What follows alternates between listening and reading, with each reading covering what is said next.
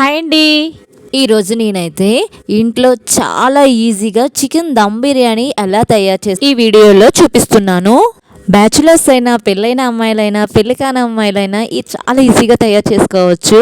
చాలా simple process అయితే ఉంటుంది. ముందుగా నేను 1/2 కిలో అయితే చికెన్ తీసుకున్నాను. దాన్ని బాగా వాష్ చేసుకున్నా.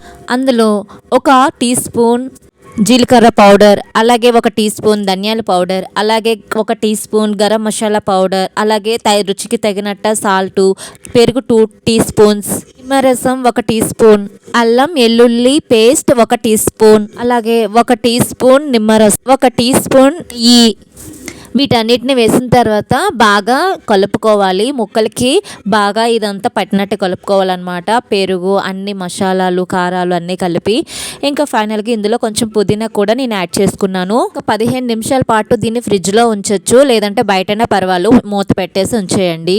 తర్వాత ఒక 4 ఉల్లిపాయలు తీసుకొని చాలా గుండగా కట్ చేసుకొని కొంచెం ఆయిల్ అయినా లేకపోతే నెయ్యి అయినా వేసుకొని బాగా వేపుకోవాలి. వేపిన తర్వాత వాటిని సపరేట్ చేసేసి అదే ఆయిల్లో లవంగాలు, దాల్చిన చెక్క, యాలకలు, పులవ పువ్వు, పులవ ఆకు అన్నిటిని వేసుకొని ముందుగా నానబెట్టుకున్నటువంటి చికెన్ అయితే ఇందులో యాడ్ చేసుకొని బాగా కలుపుకోవాలి. అలాగే ముందుగా మనం ఫ్రై చేసుకున్నటువంటి ఆనియన్స్ కూడా అందులో కలుపుకోవాలి. నేను ముందుగా 2 గ్లాసుల బియ్యంకి 5 గ్లాసులు వాటర్ వేసి బియ్యం పావు గంట ముందే నానబెట్టుకున్నాను. ఇప్పుడు స్టవ్ పైన డైరెక్ట్గా పెట్టేశాను అనమాట.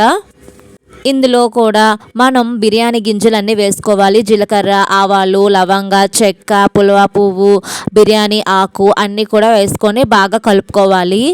దీనిపైన మూత పెట్టుకోవాలి పొంగు వచ్చినంత వరకు.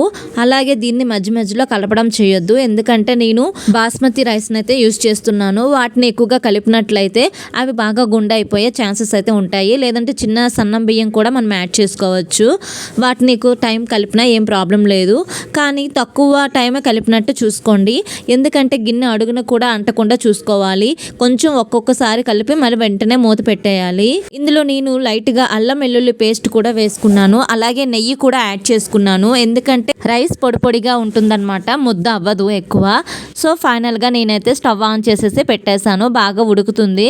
ఇది బాగా కుక్ అయ్యే లోపు పక్కన కూడా మనం ఇది ఆల్రెడీ కుక్ అవుతుంది కదా, ఇందులో 1 టమాటా కూడా నేను యాడ్ చేసుకున్నాను. అందులో ముందుగా వేపినటువంటి ఆనియన్స్ కూడా బాగా వేపిన తర్వాత అందులో వేసేసాం కదా, ఇంక ఇందులో 2 రెమ్మలు కరివేపాకు కూడా నేను యాడ్ చేసుకున్నాను. పచ్చిమిర్చి కూడా యాడ్ చేసుకోవచ్చు. ఈ చికెన్ బాగా కుక్ అయినంత వరకు మూత పెట్టి ఆవిరిలోనే ఉడికించాలి. ఇంకా పక్కన రైస్ అయితే ఉడికిపోతుంది. రైస్ 70% ఉడికిన తర్వాత దాన్ని బాగా వార్చుకొని అందులో ఉన్నటువంటి రైస్నేమో మనం ముందుగానే వండినటువంటి చికెన్లో యాడ్ చేసుకోవాలి. ఇందులో ఉన్న వాటర్ కూడా అందులోనే పోసుకోవాలి మనం. ఇంకా ఆల్మోస్ట్ 70% అయితే ఉడికిపోయింది కదండి, చూసారా ఎట్లా ఉడికిందో. ఇంకా ఉడికిపోయిన తర్వాత అందులోకి ట్రాన్స్ఫర్ చేసుకున్నాను నేను కళాయిలోకి. ఇంకా కళాయిలోకి యాడ్ చేసుకున్న తర్వాత మూత పెట్టుకొని సిమ్లో అయితే ఉంచాను నేను. చాలా చిన్న మంట పైన 30% అయితే ఉడకాలి, ఎందుకంటే ముందే రైస్ 70% ఉడికిపోతుంది కదా స్టవ్ పైన. అందుకే దీన్ని మళ్ళీ నేను ఇందులో యాడ్ చేసుకున్నా. బాగా ఇది ఉడికిన తర్వాత కిందని ఉన్నటువంటి చికెన్ పైనకి వేసి బాగా కలుపుకోవాలి. చాలామంది ఏం చేస్తారంటే ఇట్లా మూత పెట్టేసి బయటికి ఆవిరి పోకుండా సైడ్కి ఇట్లా చపాతీ ముద్ద కానీ లేకపోతే ఏమైనా పేపర్స్ కానీ అంటిస్తారు. ఇట్లా పేపర్స్ కూడా అంటాల్సిన పని అయితే ఏమీ లేదండి. చూడండి నేను ఎట్లా యాడ్ చేసుకుంటున్నానో రైస్ని, మీరు కూడా అట్లానే యాడ్ చేసుకోండి. బిర్యానీకి నార్మల్ రైస్ కన్నా బిర్యానీ బాస్మతి రైస్ అయితేనే చాలా బాగుంటుందండి. టేస్ట్ ఎలా ఉన్నా సరే మనకి తినాలని అనిపిస్తుంది. ఇంకా నేను ముందుగానే ఆనియన్స్ వేపుకున్నాను కదా, అవి కొన్ని ముందు వేసుకున్నా, మిగతా కొన్ని ఇట్లా కొంచెం కొంచెం లేయర్స్ లాగా అప్లై చేసుకున్నాను.